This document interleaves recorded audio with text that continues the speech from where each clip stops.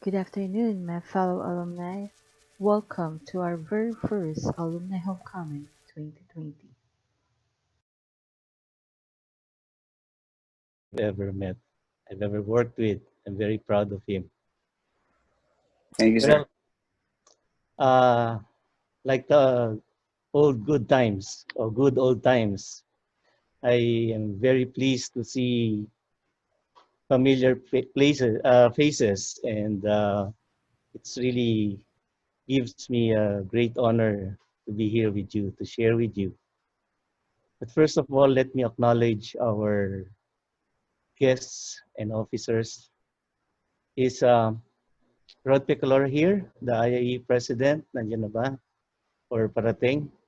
Susunod daw po. Ah, Susunod. ng IIE National Secretary, Roland Vasquez. Si Raymond, yung ating chartered chairman, CSC, and IIEE 2007 President. I was with him earlier. This was a CNP meeting. I think he's coming soon. Our future IIE President, Ed Salvador. It's about time. Yes! Hindi na ako nag-a-act eh. Jacket, sama ako dyan, ha? Salamat pa rin. Salamat. Huwag lang i-endorse ng isa. Of course, yung ating isang masipag na officer sa IIE din, and yung CSC alumni chairman ngayon. And IIEE Student Affairs Committee Chairman, Frederick Calamlam. Thank you, sir. Ang former regional governor natin of Southern Luzon, no? Si Jedper. Andito na ba si Jedper Castro? Former IIE Governor Ariel Duran. Nakita ko kanina eh. Sir, nandito ako. Present. Kita niyo naman si Ariel. Oh. Big shot na big shot. Isa pang very successful person, ang ating billionaire, former SPECS President, Jimson Oranza. Jim? Former. Former SPECS Chairman and President. Nandito ba si Bernard Murillo? Wala. Tingin daw siya. Sir, di ba ako presidente, ha? Di ba? Future. Sure. Okay. Si Ariel muna daw po. Yung ating mga kasamahan dati, si Willie. Andiyan ba si Willie? Andiyan kanina, no? Siya nandito. Kumakapit. Kasi sentimental ako eh. Of course, yung ating mga officers, directors ng CSC Alumni Association, yung ating members, yung ating mga kasamang young ones ngayon. I see very young faces kanina. I'd like to be familiar with you. Have to be honest na nami-miss ko kayong lahat. Fellow IIE members, ladies and gentlemen. Ito ay isang historic moment for me, no? For the record, first time tayo nagkasama-sama virtually, no? And itong feeling na to is just as amazing and I have very good feelings. I have very good feelings, just like no first time na nagkita-kita tayo noong 1988. That was the first batch, yung chartered batch ng Council of Student Chapters. Nasa UST yata yun. And ang charter chairman natin noon ay si Raymond Marquez. I'm happy to still be with him, ano? Si Raymond, who is now an accomplished engineer and a rich person. He attained several master's degrees and became IIE President in 2007. And ngayon, siya ang chairman yata ng EE Department ng UST. as well as he manages his own company. I'm proud to say na hanggang ngayon magkasama kami ni Raymond sa IIE Foundation. Imagine, that is 32 years together. And I've mentioned him because si Raymond, like most of you or all of you, have this culture of deep and maybe unconditional love sa IIEE. All of you have significantly passed yung rigorous, brain-twisting, agonizing pain of serving CSC. And I'm sure you have felt so good in your achievements. Yung camaraderie, yung direction setting nyo, teamwork, and yun, of course, yung attainment of goals. I have witnessed how successful all of you were in those 32 years. How did you do it? No? To the outside world, these are still mysteries. Di nila alam kung paano niyo ginawa yun. And have you wondered why other professionals have not matched you? Kasi ganito lang yun eh. All of you become special people when you set out to work together. Yan ang CSC eh. When you're together, you achieve a lot of things beyond yung imagination namin ng officers. In all these 32 years, it's not easy to sustain it. Yan ang CSC culture. Yan ang CSC alumni culture. Congratulations for that. Talagang believe kami. Ayos ba? Ayos po, ayos. Ayos po. Ayos, boss, ayos. Okay. Ayos, boss. Well, but now, ladies and gentlemen, we are in a peculiar situation. Needless to say, this coronavirus COVID-19 has hurt our society and crippled our economy. And so far, ito ang napansin natin, na observation natin. We've realized, number one, we've realized yung value ng internet, di ba? Dati ang internet sa atin, puro information. Ngayon hindi na siya static. We can interact. No? Samantalahin natin na yan ngayon. Second, there is a natural need for international cooperation.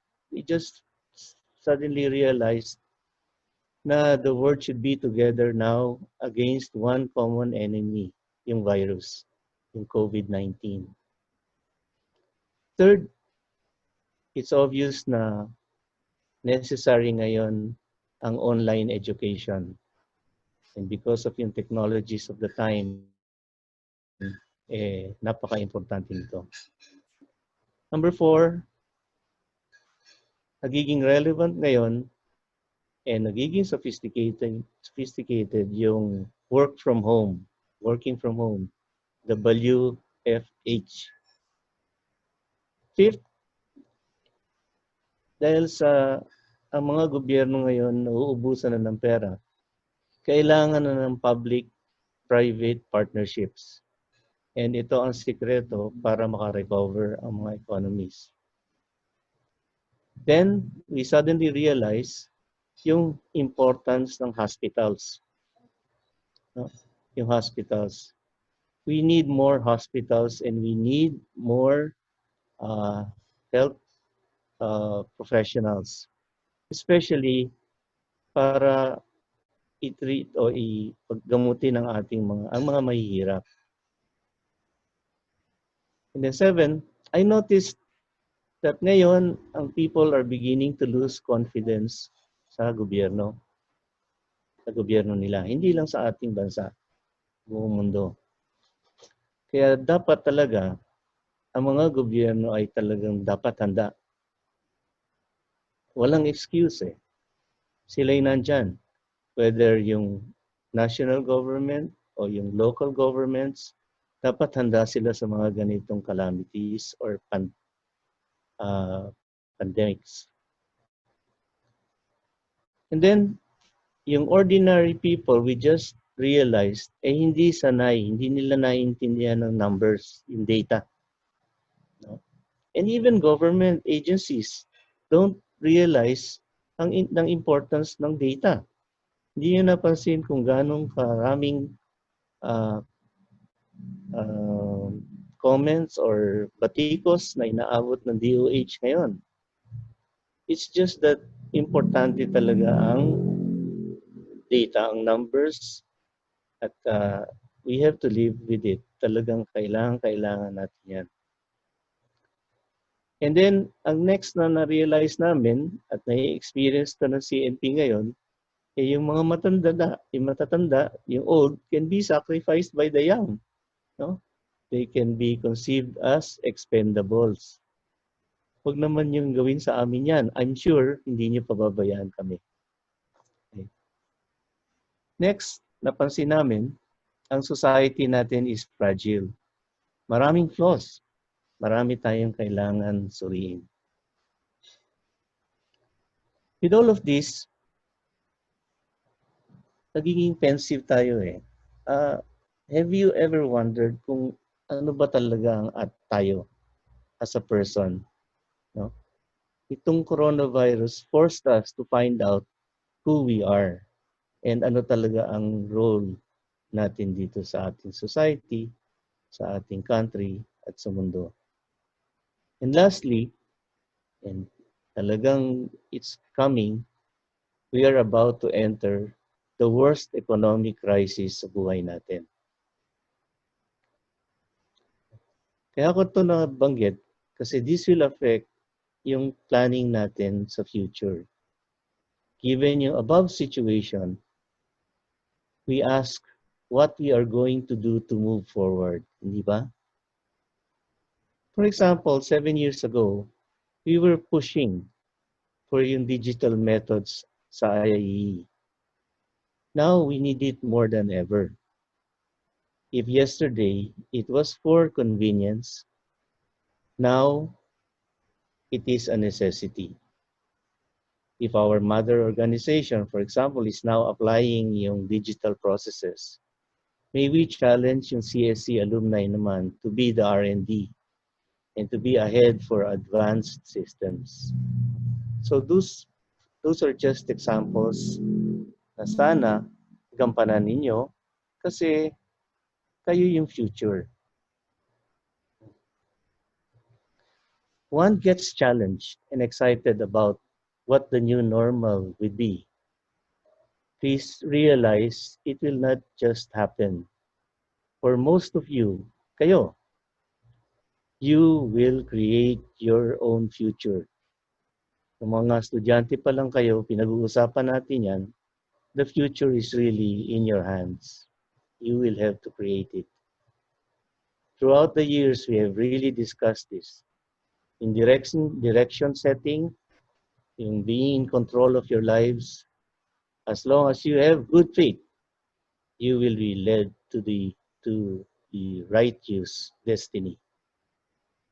And most of you here are destined to lead and help others.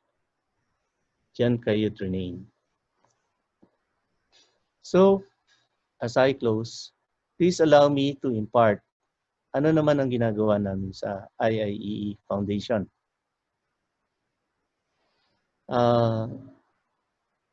Early this year, nung nag-set in itong coronavirus,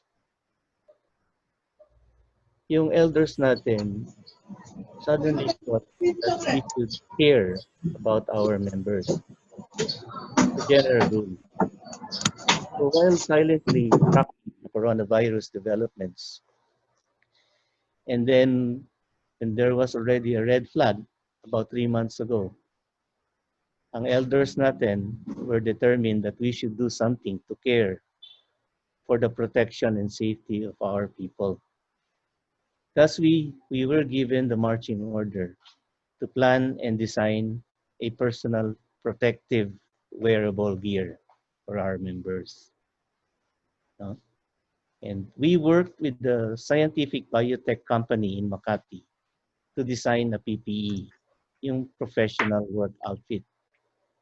And these are PPE certified jackets, shirts, hoods, pants, face masks, face shields, gloves, and disinfectants. These are not ordinary equipment because hindi biro itong virus. We really have to be very careful in designing it to protect our members and the general public. They seem to be simple, but please realize wearing these devices plus social distancing and proper hygiene assures a 99% prevention against spreading the COVID. Sometimes tinitake advantage natin yan. Pero itong basic things na to are just have to be here. Kasi wala pang cure. So prevention is really important. Basic things that we all have to advocate and do. These are the basic things that we have to advocate and do. Ngayon, itong mga PPEs na to have been tested already by the laboratory of the foundation. And our staff have finished testing the PPEs themselves at work. We are conducting a dry run beginning this month sa ordering and logistical procedures. And we invite all of you to try them out for your further comments and suggestions because as long as nandito tong pandemic problem na to, we will keep on bringing out models and new editions of these protective devices. The target for mass availability nitong PPEs is supposed to be this month, pending on yung pending on yung final approval of yung IIEE and yung IIE Foundation respective board of directors. Okay. Next, after the PPE, the second activity in caring for our people is to be involved with the COVID-19 cure and vaccine. To tell you a story, we have been quietly supporting a stem cell-based research facility with the Cambridge labs in Makati. And we are happy to inform you that the clinical procedures at a big private hospital have been successful for the cure. Which means na yung mga critical COVID cases, pag in-applyan itong stem cell-based cure, 100% gumaling sila. So please stay tuned for invitations to the presentation and announcement of this COVID cure and vaccine within the month of August. We will be happy to co-organize the web. Iniimbita namin kayo. Let's co-organize it. And we will present it to the public. I think this is the only Filipino-based technology not competing, but participating with the vaccine research against the others all over the world. Now, to summarize, what have we been doing? Let us have our members and our people protected. Yan ang marching order natin. The basics. They have to go to work, and we are ready to provide their personal protective gear by this month. Next, we shall try to provide a cure for extreme COVID cases in the coming months. And then we shall pursue the stem cell-based vaccine. We will need your support. Please stay tuned with the developments. Once out, please be with us for the advocacy. Okay? Nagulat ba kayo na involved tayo doon? Pero ayan po yung totoong nangyayari ngayon. So, mga kasama, let me close this session by congratulating you for your homecoming in a noble virtual way. Let me wish all of you the best for your future endeavors. We have been producing CSC alumni for, imagine, 32 golden years. This is not a small achievement. This is not a small feat. You people must be doing something right. Please keep up the good work. Network among yourselves, your members, provide training and benefits.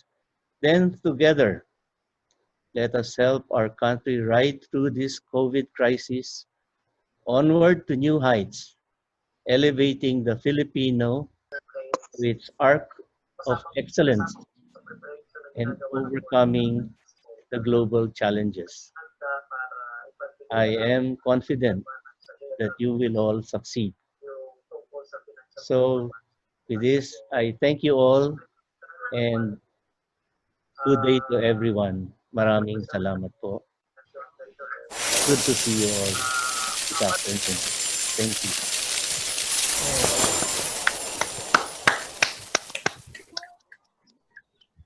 Thank you, sir.